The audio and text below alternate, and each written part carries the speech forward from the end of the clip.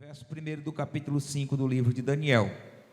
O rei Belsazar deu um grande banquete a 1000 dos seus grandes, e bebeu vinho na presença dos 1000.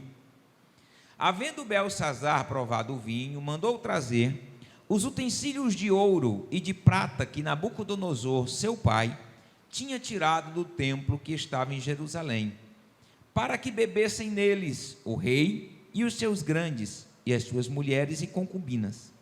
E então trouxeram os utensílios de ouro que foram tirados do templo da casa de Deus, que estava em Jerusalém, e beberam neles o rei, os seus grandes, as suas mulheres e concubinas.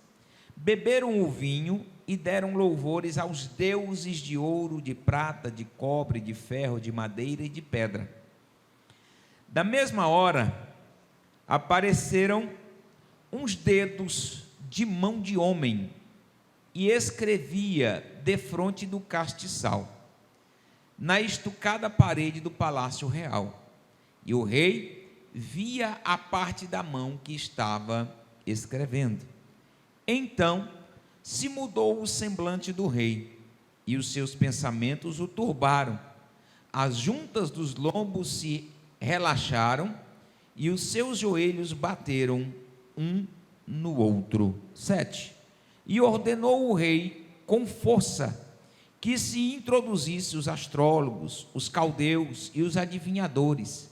E falou o rei e disse aos sábios da Babilônia: qualquer que ler esta escritura e me declarar a sua interpretação, será vestido de púrpura e trará uma cadeia de ouro ao pescoço, e será no reino o terceiro dominador. Amém? Até aí a nossa leitura. O texto bíblico aqui fala que o rei Belsazar estava dando uma grande festa aos seus amigos, aos nobres, aos grandes. A festa na Babilônia é até um termo bem conhecido quando nós falamos de Babilônia, por causa das suas orgias. Na verdade, era uma festa com bastante promiscuidade, podemos dizer assim, que era oferecida pelo rei Belsazar. Não era apenas uma festa, mas na verdade o que parecia ser que essa era a festa. E nessa festa, durante esta festa, certamente o rei Belsazar, que é filho, da descendência de Nabucodonosor, certamente neto de Nabucodonosor, sabendo que a Babilônia naquele tempo era a grande economia do mundo, era o país mais forte que existia, poderemos dizer assim. A Babilônia, segundo os historiadores, tinha alimento para o seu povo de aproximadamente 20 anos guardados já.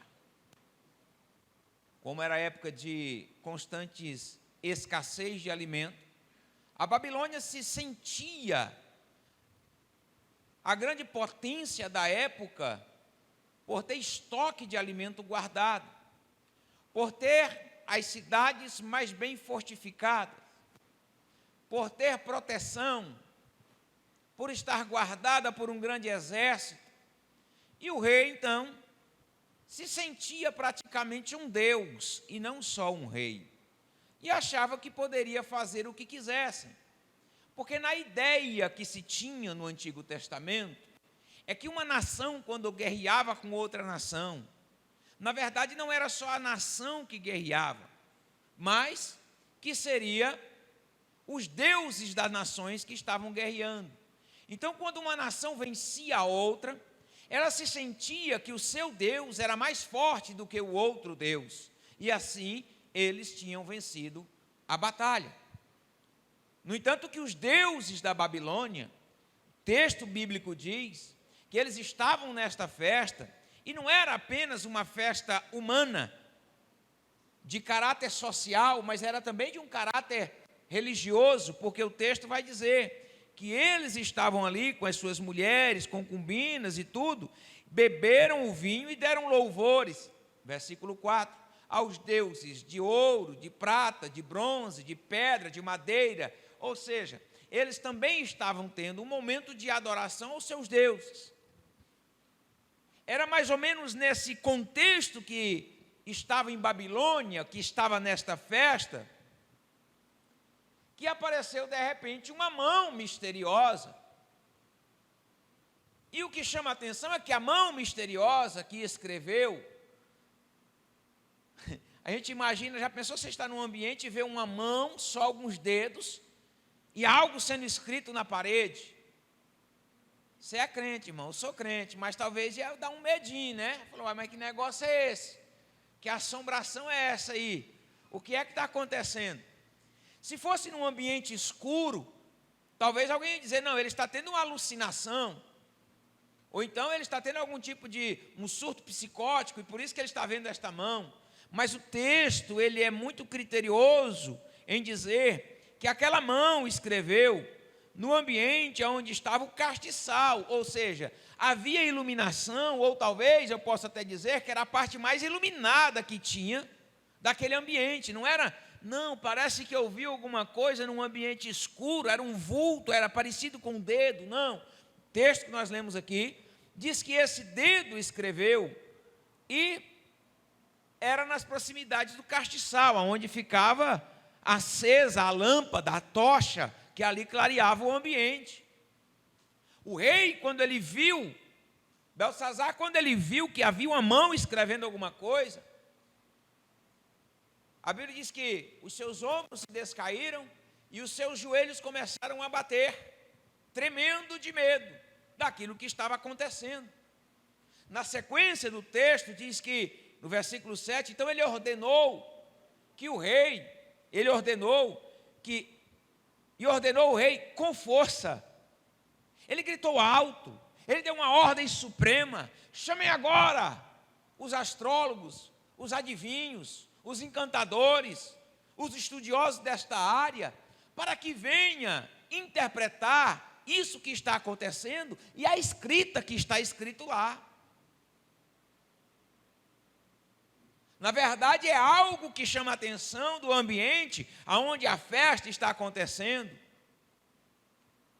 onde os homens estavam ali bebendo, com as mulheres, com as concubinas, no meio do pecado, da promiscuidade, de repente aparece uma mão, uns dedos, e escreve algo na parede, em que o rei ficou tão preocupado que mandou chamar quem poderia interpretar. Eu quero saber o que é que está acontecendo aqui. Eu preciso de uma resposta daquilo que está acontecendo neste lugar.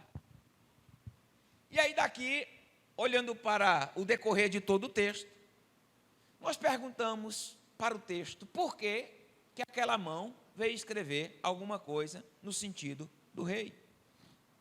A questão não é a mão ter aparecido e ter deixado uma escritura. A questão é o motivo que levou aquela mão a escrever e o que ela escreveu.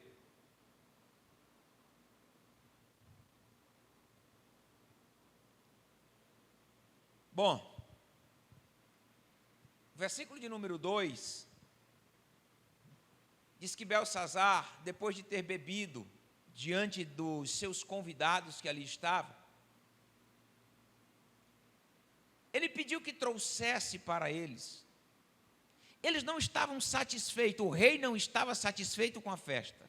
Não, aqui ainda está pouco, eu quero forçar mais a barra do negócio.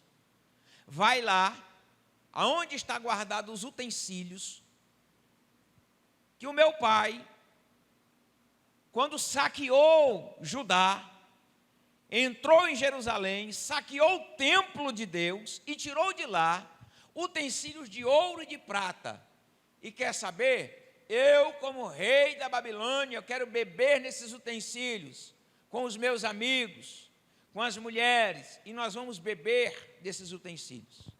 Traga as taças, os copos, as bandejas. Nós queremos usufruir daquilo que foi tirado lá do templo de Jerusalém, da casa de Deus, lá de Judá.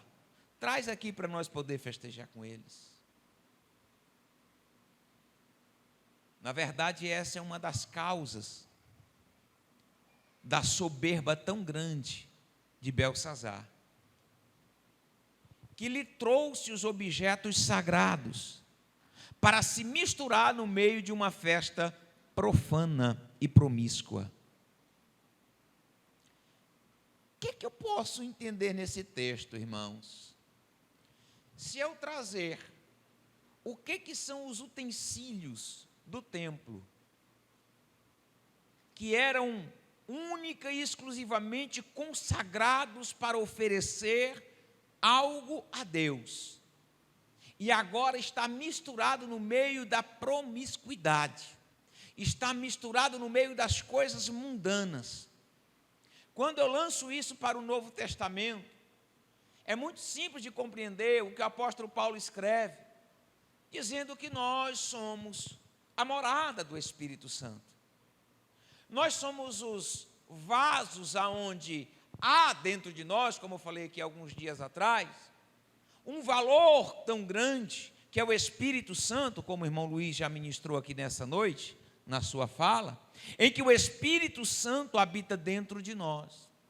E aquele o qual tem o Espírito Santo habitando dentro dele, não tem como se misturar com as coisas deste mundo. Aquilo que é sagrado não pode misturar com aquilo que é profano. Aquilo que é santo não pode misturar com aquilo que é mundano. Aquilo que é santo é separado, é santificado, significa ser separado. Nós que temos o Espírito Santo de Deus, não podemos abrir mão dos nossos princípios cristãos para se misturar com as coisas deste mundo, com os eventos deste mundo, com as coisas deste mundo, com o comportamento deste mundo, com a fala deste mundo, com a vestimenta deste mundo. Nós não podemos nos misturar, porque isso é profanação do templo de Deus, da habitação de Deus, da morada de Deus na terra, que somos nós. Posso até dizer os utensílios de Deus, é quem usa. Se eu sou um vaso para que Deus venha me usar, então eu sou utilizado por Deus. Eu não posso me envolver com as coisas deste mundo. Eu não posso me misturar com as coisas desta terra, desta vida. É a mesma advertência que o profeta Isaías, no capítulo 1, se não estiver enganado, versículo 20 ou 22, onde o povo estava vivendo de tal forma que no início do capítulo, ele fala assim: olha, o boi conhece o seu dono, o jumento conhece o seu possuidor, mas o meu povo não conhece a minha voz.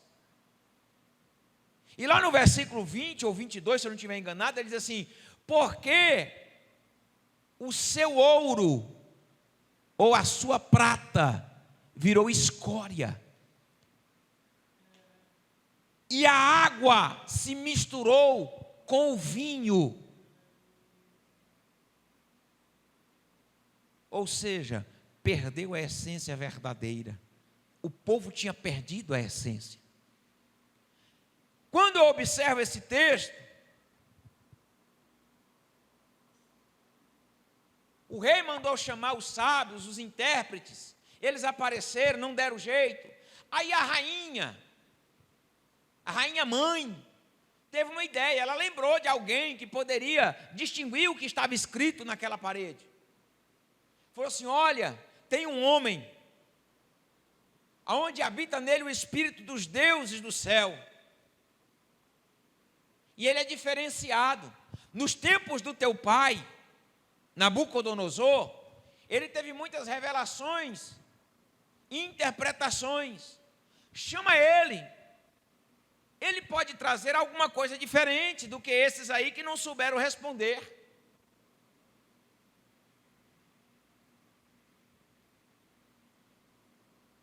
Quando Daniel chega, versículo de número 13. Daniel foi introduzido à presença do rei, e falou o rei a Daniel: olha a pergunta: és tu aquele mesmo Daniel?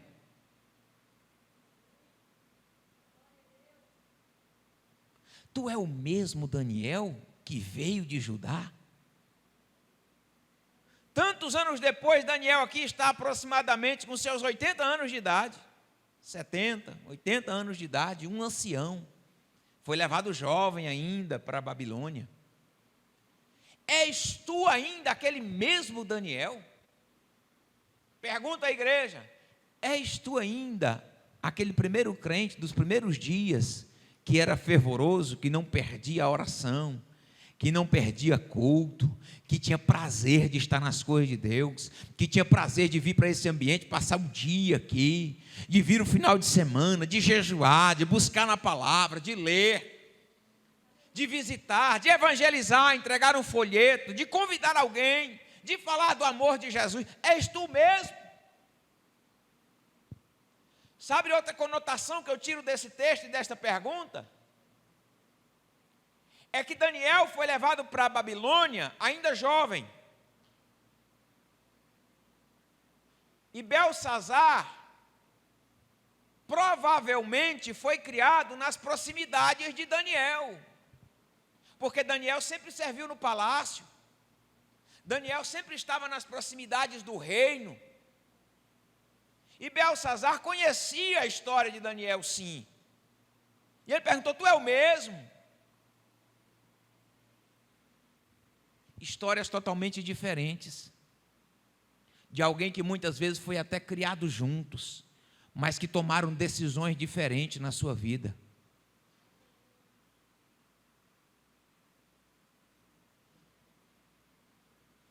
Foi ensinado do mesmo jeito, já tinha ouvido falar de Deus do mesmo jeito. No entanto, que ele começa a fazer umas perguntas. Falou assim: olha, eu vou te dizer se eu sou o mesmo Daniel. Você que não conhece a história do seu pai, há um tempo atrás, ele teve um sonho que ninguém podia interpretar. E ele queria saber o sonho que ele tinha tido e a interpretação do sonho. E pela graça de Deus, Deus me deu e eu revelei a ele. E depois, ele reconheceu que existia um Deus no céu. Talvez você não está lembrado disso, Belsazar, mas ele reconheceu. Ele reconheceu e depois ele se achou tão grande, e Deus deu a ele outra visão. E agora ele viu uma grande estátua. E essa estátua era subdividida, e eu dei a interpretação para ele, falei que o reino da Babilônia um dia ia cair, mas ele não acreditou, se achou grande demais. A soberba tomou conta dele. Então ele mandou fazer uma estátua de ouro, e deu uma ordem que todos deveriam se curvar diante da estátua que representava ele como Deus. Mais uma vez, Deus o lançou por terra, e ele pegou os 3 amigos meus, Sadraque, Mesaque e Abidnego, e mandou lançar na fornalha de fogo. E lá dentro da fornalha não estava só os 3, mas quando ele olhou, tinha 4 que estavam lá dentro, e um deles era semelhante ao Deus dos céus. E como se não bastasse, ele compreendeu aquilo, fez um decreto, mas depois ele voltou atrás e se achou grande demais. Ele se achou muito prepotente. E o Senhor ainda fez com que ele fosse para o meio do pasto, comer com os animais no pasto, até que reconhecesse novamente a grandeza de Deus. E ele reconheceu que era o Senhor. Você precisa voltar atrás, Belsazar, e saber quem é Deus, porque nós fomos criados juntos. Aqui eu estou contextualizando, tá? Nós estávamos juntos na oração na igreja. Lembra dos louvores que nós participávamos juntos? Lembra dos evangelismos que nós fizemos juntos? Só que você escolheu se afastar de Deus, e eu permaneci fiel até hoje, e pretendo continuar. Agora lhe apareceu uma mão escrevendo aí, porque a tua soberba é muito grande, Belsazar. Tu acha que tu é poderoso demais. Você perdeu o temor, Belsazar. Você profanou as coisas de Deus. Você pisou nos objetos sagrados. Tem gente que é criado junto com a gente. O pai levando para a igreja, a mãe levando para a igreja. E quando cresce, toma decisões diferentes, se afastam, vão para longe. Mas outros permanecem. Lá na frente eles se encontram. e ver a diferença daquele que serve a Deus e daquele que não serve a Deus.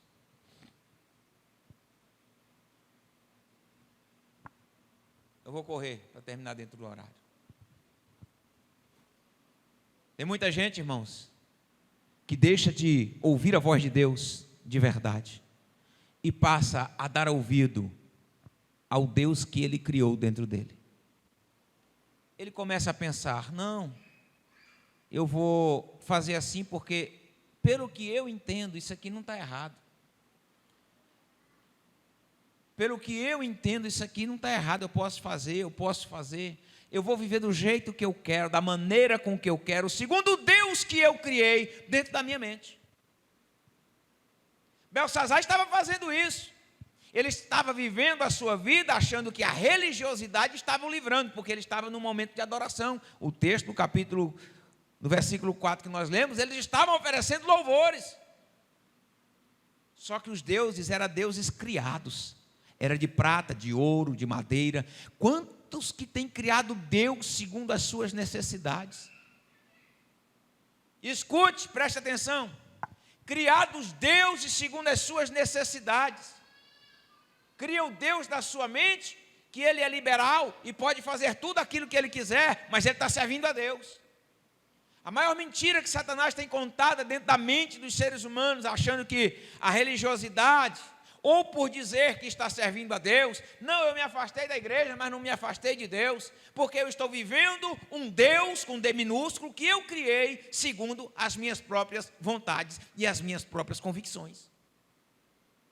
É por isso que já tem gente falando aí que a Bíblia precisa ser atualizada, porque ele já criou um Deus dentro dele tão grande, que ele se acha mais sábio, que ele se acha que a Bíblia já é ultrapassada, e por aí assim vai. E há muitos irmãos que criam seus próprios deuses, que cria a sua própria maneira de adoração, que cria a sua própria maneira de culto, e se acham o dono da razão. Cuidado. Cuidado com essas coisas. Aí o texto vai dizer lá na frente, verso de número 22, já estou encaminhando para encerrar.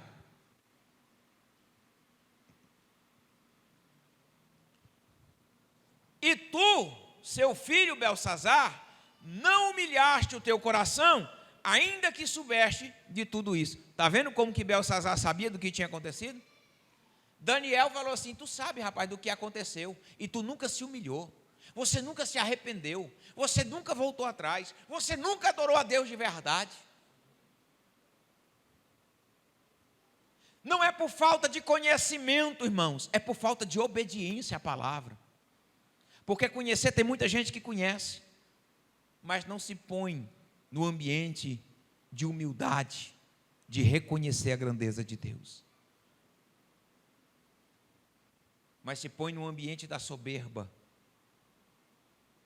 e cria o seu próprio Deus. E tu, seu filho Belsazar, não humilhaste o teu coração, ainda que soubesse de tudo, e se levantaste contra o Deus do céu, e foi trazido utensílios da casa de Deus perante ti. Essa aqui é a consequência do erro. E é por isso que Amão foi lá e escreveu, chamando a atenção.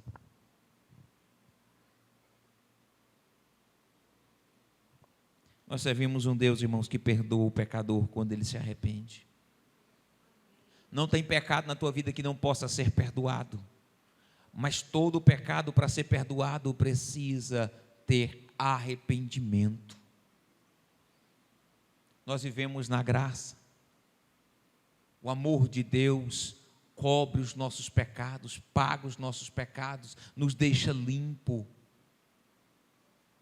Mas nós precisamos arrepender e mudar. Converter significa mudar o rumo. Não adianta só dizer que faz parte da igreja, que está na igreja, que canta no coral, que serve aqui, que oferta ali, que dizima lá, ou que faz isso ou aquilo, se dentro de nós não houver um verdadeiro arrependimento para nos voltarmos a Deus e reconhecer o seu senhorio e dizer: Deus, o Senhor é que me governa. Não tem parte no reino de Deus onde não há arrependimento. não tem parte no reino de Deus, aonde não se volta atrás e precisa nascer de novo. Quem não nasce de novo não pode entrar no reino de Deus.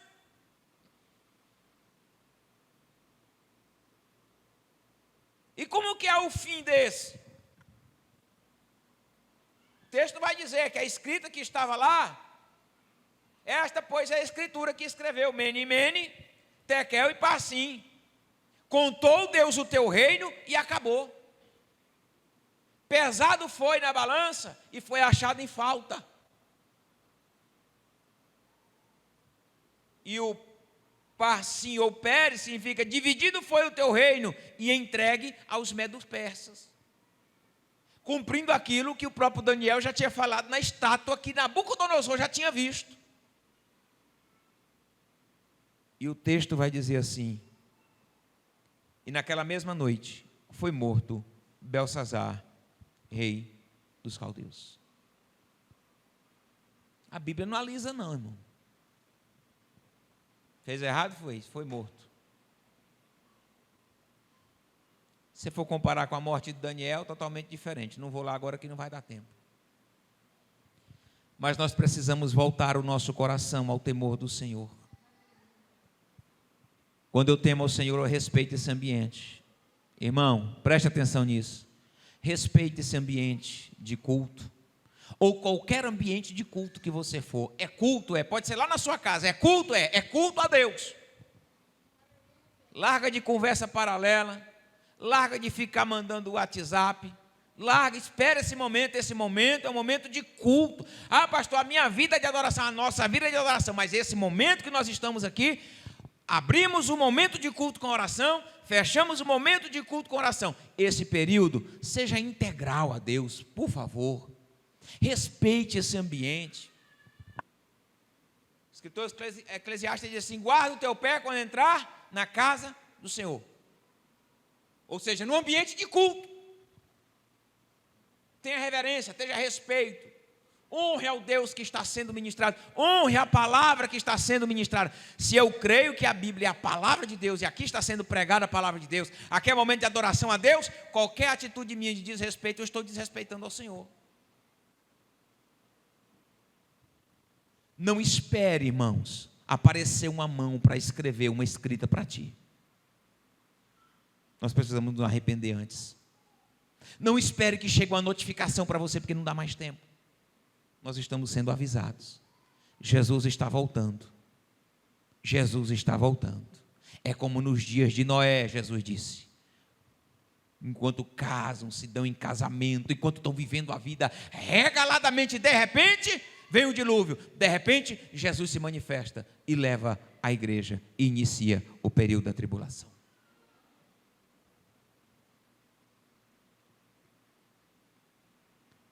Que nós possamos escolher o melhor. Não seja como Belsazar, mas seja como Daniel. És tu o mesmo? Sou eu o mesmo? Que eu seja melhor do que ontem, que eu seja melhor do que o ano passado, que eu seja melhor do que a década passada, que a partir de hoje eu seja melhor a cada dia na presença de Deus. Amém, irmãos? Amém, irmãos? Eu sei que a mensagem é dura, mas é a Bíblia. Nós não vamos fugir da palavra de Deus. É ela que nos desperta para vivermos uma vida de integridade diante de Deus. Se coloque de pé em nome de Jesus. Eu quero orar pela tua vida e já orar pelo encerramento.